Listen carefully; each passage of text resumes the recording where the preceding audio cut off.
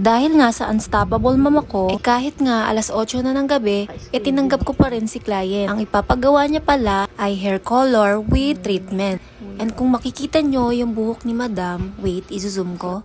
Yan, marami siyang gray hair na kailangang patungan ng dark ash brown. So, ang kulay natin ngayon is dark ash brown and light ash brown retain sa bandang baba ng kanyang buhok.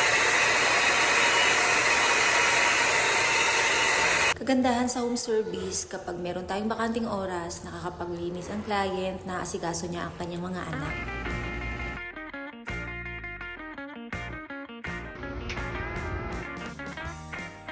At inaagad ko na rin linisin ang aking mga gamit, pati na rin mga plato ng aking client. After finishing an application with hair color and treatment, eto na siya. I know some of you are asking, bakit hindi naman na-cover yung uban?